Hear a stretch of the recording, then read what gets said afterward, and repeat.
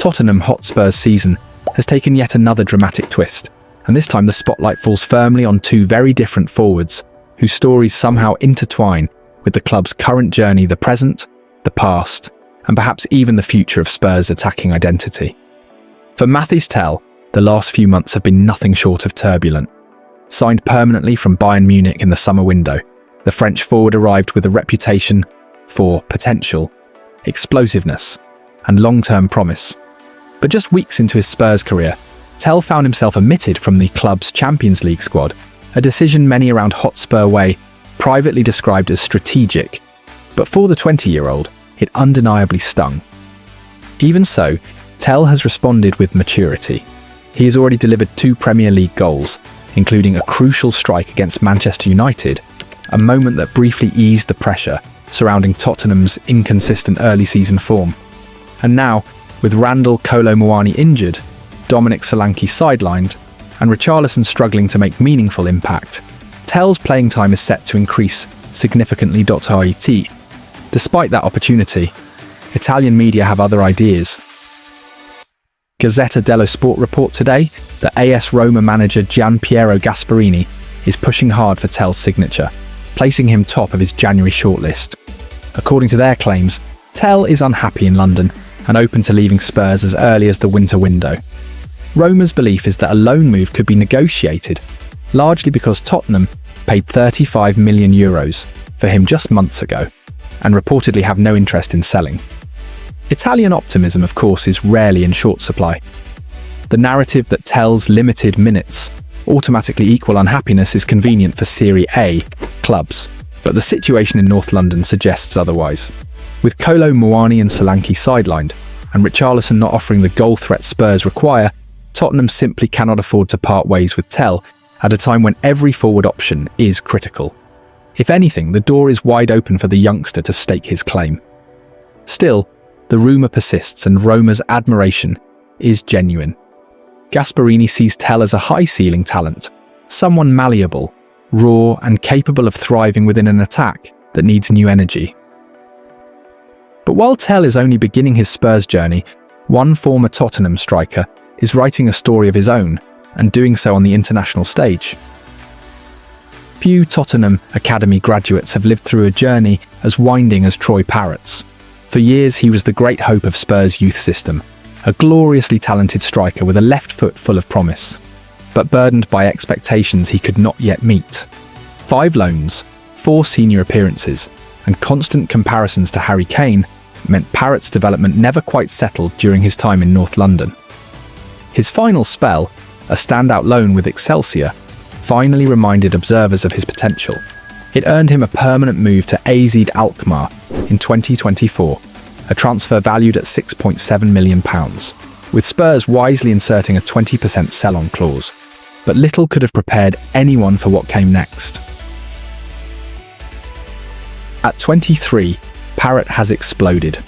In the space of 2 matches for the Republic of Ireland, he scored 5 goals, including a dramatic hat-trick against Hungary, sealed with a 96th minute winner that sent Ireland into the World Cup playoffs. In that moment, Parrott broke down in tears, admitting he hadn't cried for years. "This is why we love football. I don't think I'll ever have a better night in my whole life," he said. Overwhelmed by the emotion of the moment, it has been nothing short of a fairy tale. 20 goals for AZ last season, 13 and 14 this season, and now the talisman of his country. Tottenham fans, while watching from afar, cannot help but feel a connection. Parrott's story began in North London. His spark was nurtured at Hotspur Way, and although he never broke into the first team, Spurs will still benefit financially when the inevitable big move comes. There is no buyback clause, but the club is watching, proudly. Even Ange Postecoglou, before leaving Spurs, said of Parrott, "Sometimes in football it's about timing. There's a pathway for everybody." It turns out Parrott's pathway simply ran through the Netherlands and into Irish football folklore. Tel, the present, Parrott, the past, and a Tottenham team caught in the middle, balancing ambition with realism in a season riddled with injuries, transition, and the relentless pressure to deliver goals. Spurs' attack is currently stretched thin. They cannot afford to lose Tel, and they cannot ignore Parrott's rise. Roma believe Tell is gettable, Tottenham believe he is essential, and Parrott from afar is proving what belief and opportunity can unlock. In many ways, the stories of both players reflect the exact crossroads Tottenham face as a football club.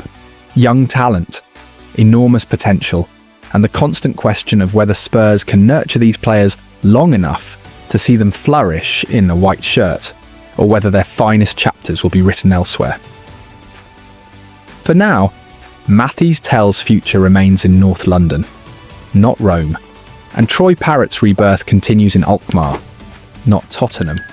But in football, pathways cross again more often than anyone expects. What's certain is this: Spurs are watching, fans are watching, and the story is far from over. Ladies and gentlemen, buckle up, because the build-up to this weekend's North London derby is already heating up. Michael Oliver has officially been confirmed as the referee for Sunday's huge clash between Arsenal and Tottenham at the Emirates. This will be Oliver's 8th North London derby, and the last time he took charge, Arsenal stormed into a 3-0 lead before surviving a late Spurs comeback to win 3-2. But the appointment comes with controversy. Our Arsenal fans haven't forgotten several incidents. The Miles Lewis Skelly red card against Wolves that was overturned, Leandro Trossard's dismissal versus Man City, and the double yellow for Martinelli in the same passage of play back in 2022. Oliver even received abuse and threats after that Wolves match, something strongly condemned by the Premier League and PGMOL. Meanwhile, Stuart Atwell will sit on VAR duty for Sunday, and Michael Salisbury is the fourth official. Thomas Frank prepares for his first ever North London derby, but Spurs arrive under pressure. Fans booed loudly after their poor performance against Chelsea, a match where Tottenham managed just one shot on target. A viral clip caused more drama when Mickey van der Ven and Jed Spence walked straight down the tunnel instead of applauding fans. Frank downplayed it, saying the players were simply frustrated, but England boss Thomas Tuchel was not impressed. He warned van der Ven that national team players must show professionalism on and off the pitch. Tuchel also addressed Jude Bellingham's reaction after being subbed off in the 84th minute against Albania. The midfielder looked unhappy, prompting criticism. Tuchel responded, "Behaviour is key. You accept tough decisions, that's the image we want." Despite that, England made history 8 qualifiers, 8 wins, 0 goals conceded, and 22 scored. Harry Kane added a brace, taking him to 78 international goals, passing Brazil legend Pelé. Despite topping the Premier League and winning all 4 Champions League matches, Arsenal are ready to listen to offers for several big names this January. According to reports, Gabriel Martinelli could be sold if a big bid arrives, with Saudi clubs lurking. Gabriel Jesus may also be moved on as he struggles for minutes behind Havertz and Gyökeres. Ethan Nwaneri could leave on loan for more playing time. Ben White is also available for the right offer. However, Miles Lewis Skelly is not leaving. Despite losing his place to Calafiori and dropping out of England's squad, Arsenal want to keep the 19-year-old, especially after Calafiori returned with a minor injury. So with referee controversy, Spurs unrest, Arsenal transfer shocks, and England writing new history, this weekend's North London derby is shaping up to be absolutely explosive. Don't forget to like, subscribe, and let me know. Who takes the derby, Arsenal or Spurs? In North London, rivalries don't just live in the stadiums, they echo through time. And this week, that echo came from none other than Thierry Henry, the Arsenal legend himself. As he made his very first visit to the Tottenham Hotspur Stadium, Henry, a man who built his legacy tormenting Spurs, arrived to watch Conor Benn defeat Chris Eubank Jr. But even on a night of boxing, the footballing rivalry stole the spotlight. Asked about stepping into enemy territory, Henry gave that trademark grin and said, "Weird. I never came to the new stadium. I used to come to the old one and win a lot, but it's nice." A cheeky jab. Classic Henry. Tottenham's new state-of-the-art stadium opened in 2019, and one of the most advanced venues in world sport stands on the old ground, where Henry and Arsenal once celebrated one of their greatest achievements, the 2004 Premier League title, clinched at White Hart Lane during the Invincible season. But football has a long memory, and in North London, nothing is forgotten. Henry's history at White Hart Lane is mixed. Yes, Arsenal were the dominant force of that era. Yes, he lifted the title there. But he scored only one goal at the Lane in that unforgettable 9-goal thriller in the 2004/05 season, when Arsenal edged Spurs in a chaotic classic. Fast forward to today, and the balance of power is no longer so clear. Arsenal sit at the top under Mikel Arteta, chasing their first title since Henry's own Invincibles 3 straight seasons, finishing second. Major summer investment. And a squad that many believe must deliver this time. Henry agrees. He told DAZN as a fan, "I'm going with Arsenal." We look solid. A bit less against Sunderland the other day, but hopefully it can happen. It's time.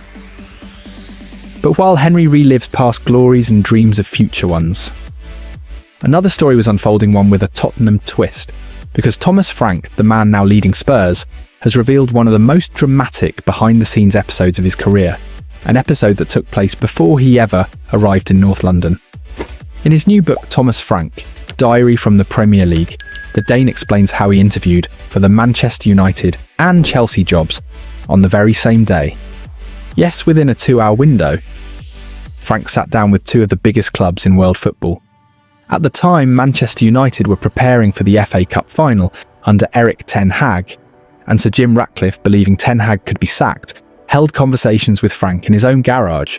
In London, United spoke to a long list of managers: Tuchel, De Zerbi, McKenna, and Frank. United had just finished 8th, bottom of their Champions League group, the club's worst season since 1990. But their FA Cup final win over Manchester City bought ten Hag time, and United triggered a 1-year extension. Still, Frank left a strong impression.